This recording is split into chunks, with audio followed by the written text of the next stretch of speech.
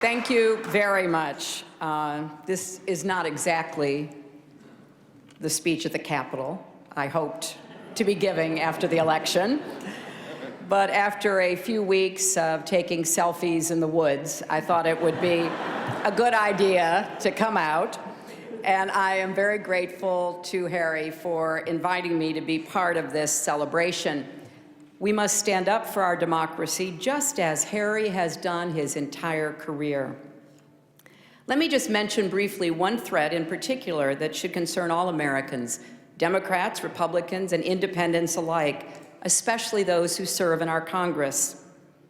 The epidemic of malicious fake news and false propaganda that flooded social media over the past year. It's now clear that so-called fake news can have real-world consequences. This isn't about politics or partisanship. Lives are at risk, lives of ordinary people just trying to go about their days, to do their jobs, contribute to their communities. It's a danger that must be addressed, and addressed quickly. Let's bring in Lynda Tran in Washington. She's a Democratic strategist and CBSN political contributor. And also in Washington, Kevin Sheridan, a Republican strategist and former communications director for Paul Ryan during his 2012 vice presidential bid. All right, Lynda, let's start with you. What did you make of Hillary Clinton's comments on fake news? You know, I think she was touching on a topic that has been top of mind for a lot of folks, both on the left and the right. There's been some concern about whether or not the prevalence of fake news during the 2016 presidential election actually helped to sway folks' opinions, especially late-breaking decision makers when it came to the presidential election.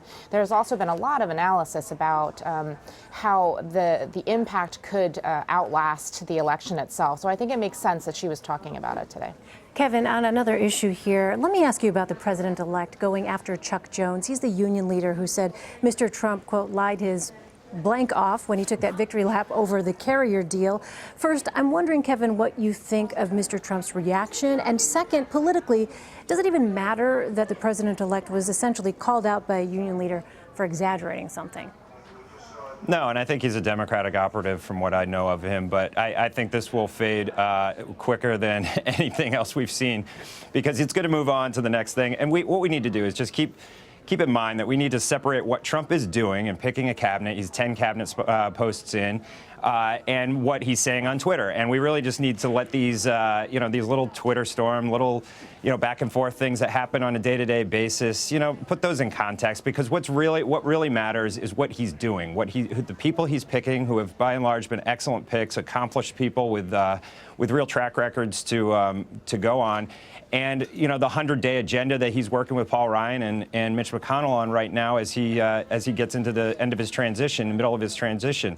So I pay attention to the actual stuff, and the Twitter back and forth, I think, are far less important right now. Lynda, let me ask you about that. Do you think that these tweets matter? Well, I do think they matter. I mean, look, everybody knows what kind of a Twitter user Donald Trump was. Throughout 2016, he made very, very clear that he was going to directly engage with people that way, and also that he wasn't afraid to personally attack individuals through Twitter. He did the same thing with Khizr Khan. He did the same thing with other folks throughout the campaign season. And the other piece, the fact that the union leader was talking about how many jobs actually were saved versus the number that Donald Trump presented, it's a fact check. It's something that somebody should not be so thin-skinned about that they feel like they have to directly call somebody out. What I think is problematic here is not so much the fact that there is this engagement between Donald Trump and the union leader, but the fact that he continues to be focused on individual attacks on him as opposed to the task at hand, which is really about building an inclusive government. It's what he committed to do, and so far we haven't seen very many signs of that.